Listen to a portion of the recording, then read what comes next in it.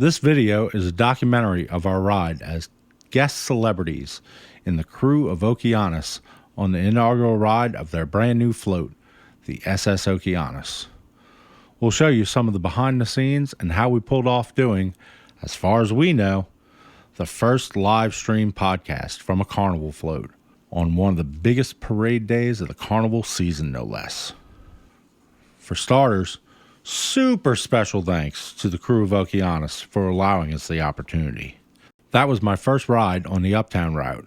I've ridden for several years in Metairie along with Kirk and several friends in the Krewe of Excalibur, and Kirk has ridden in Carrollton for the past several years. You can see how thick the crowds get on that day from the ground as a spectator on what Kirk and I for many years have affectionately referred to as Temple Day, in honor of our traditional parade watching spot for that day. But to see the people and the crowds from atop a float is a totally different animal. I was in awe at how amazing the crowds were. Seeing the signs calling for crawfish trays, socks, and other special throws, the crowds that in some people were over a dozen people deep. Feeling the crash of the cheering revelers. The families getting together to celebrate Carnival. Words can't really describe it. So it all came together right at the beginning of the Carnival season. Leading up to Okeanos' open house, we got a message from our buddy, the Black Sheep himself, Mr. Bill Katsoulis, a float lieutenant, past king, and officer in the crew, inviting us to join them at the den for their open house, where we got to record another podcast with several members of the crew. Here, Bill presented us with an opportunity to ride on the brand new float as celebrity riders who do a podcast during the parade, giving our live reactions to the ride, the crowds, the throws, everything. Okeanos rolls on the Sunday before Carnival, followed by 3 other amazing parades, Mid-City, Toth, and Bacchus. Okeanos' theme this year was I Wish, so the floats had titles like I Wish I Was a Superhero, I Wish I Was a Pirate, I Wish I Was a Broadway Star, I Wish I Could Talk to Animals, I Wish I Was a Time Traveler, I Wish I Was at a Crawfish Boil, and I Wish I Was a President, just to name a few. And, of course, Vince Vance was riding as a perennial Grand Marshal of the parade. We got to see several of our friends from the crew that day, and got the honor to see the crew dedicate their den in the name of their current captain, Lonnie Smith's father, a longtime captain with the crew himself. Once we were confident that we would be able to pull off the podcast, we graciously accepted the offer. We didn't get to see the float that day, as they were still putting final touches on the float over at the PFG den. We were able to see the float a week or so before the parade to figure out logistics like internet, power, and space needs. The float was so new that when Kirk got on the float, the first thing he said was, "It smells like I just walked into Home Depot," with the fresh lumber, paint, and construction smells still emanating from the float. After scoping out the float, we figured out that we would need power on the float's top deck, which would be provided by a generator on the tractor, and internet, which we would provide. If you've ever been on the parade route during Carnival, cell service can be spotty at best. So we decided that using a satellite connection would be best for us. At that point, they also offered to put our logo on the front of the float, where we would be stationed to let the crowds know that we were indeed on that float. Over the course of the next week, Kirk and I got all the additional equipment that we would need together and prepared our recording gear. On Friday, we went back to the den and started to load onto the float. There was a chance for rain forecast for early morning Sunday, so we were hesitant to bring all of our gear onto the float on Friday, but we were able to set up mounts and other non-electronic gear. We would need to bring the rest of our equipment on parade day. We also decided that we would need some throws. I had a bag of random generic throws left over from our ride in Excalibur, but that wouldn't be enough. we decided what better throw than some Okeanos branded throws. That way we were helping support the crew, and we'd have some fancy throws to show off during the broadcast. My bouncy balls, moon pies, plain beads, and nondescript Swifty Carnival bracelets that I had left over really weren't camera worthy after all. We additionally purchased some crawfish trays, popcorn, socks, medallion beads, sustainable throws made in conjunction with the grounds crew, and of course, doubloons for our ride.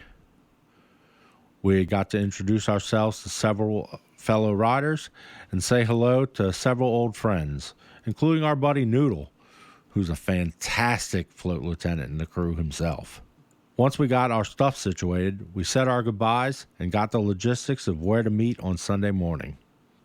On Sunday morning, we woke up extra early and tried to go to the float before heading to the pre-parade party, but we were disappointed to find the floats hadn't arrived at the starting point just yet due to the aforementioned forecast of early morning rain. So we headed on to the pre-parade party. We met our float lieutenant Bierman that morning, who welcomed us with open arms. He got us our costumes and pointed us to the food table where they had breakfast burritos, fruit, coffee, tea, and juice. We got a chance to walk around and meet with some of the fellow riders and see their excitement and anticipation for the ride. We talked with them about their favorite throws, past parade memories, the camaraderie, and texts of where their loved ones would be watching from to make sure they had something really special ready for them. After a bit, the captain took to the stage and welcomed everyone, and he introduced their king. He thanked all of their special guests and crew friends. He reminded everyone to be vigilant of the carnival ordinances, as there were several events that happened with other crews earlier in the season, and he didn't want anyone's ride to get ruined over foolishness. The king then took to the mic and expressed his excitement, and he cheersed the crowd. Lastly, Black Sheep Bill took a chance to recognize the guests and also welcomed us to the parade. A short time later, the buses began to arrive to bring us to the lineup. Each float was assigned to a particular bus. We went outside, loaded our wagon of equipment into the bottom of the bus, and got on. The riders on our bus were pumped up and started playing what I would call pregame music. Stuff that gets people dancing, singing, and ready for a good time. The buses finally got rolling, and surprisingly, to get around the parade day traffic, we drove down the wharf most of the way down to Jefferson, where we got off the buses and got on the float. It took us a minute to get on the float because of all the equipment, but we made do with loading post-haste, with help from several of our fellow riders. We were happy to see several of our dance team friends in the parade, including the NOLA Angels, the NOLA Lolas, the Pussyfooters, the Dollies, the Weedats, Lucha Crew, and leading our float were our beautiful friends in the NOLA Showgirls. Once we got everything plugged in, we ran into a slight problem. My computer wouldn't boot.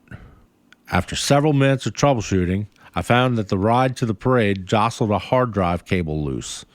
Once rectified, we got the computer booted, and I was loading into the stream when power went out on the float.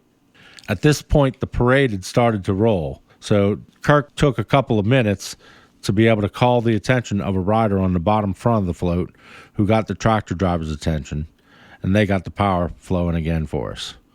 Once power came up, it was smooth sailing. We saw tons of friends and fans on the route, and hopefully we got something special to all of you. We learned a bit from this ride with relations to the podcast, and it will be even better going into the future if offered the opportunity again. But we did it.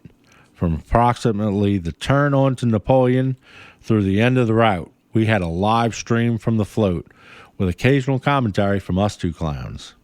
When the parade ended, we unloaded our gear, loaded it into my car, and went to the post-parade party, where everyone was talking about how great of a ride it was. We enjoyed some sandwiches before heading out to see the remaining parades that day. During the ride, we had several folks watching the live stream and giving feedback. Since the ride, it's had a bunch more viewers too. Again, thank you to everyone that made this possible and made it such a success. Special thanks again to Bill, Lonnie, Bierman, and all the members of Krewe of Okeanos for the hospitality, friendships, and memories that we'll remember for the rest of our lives. All hail Okeanos!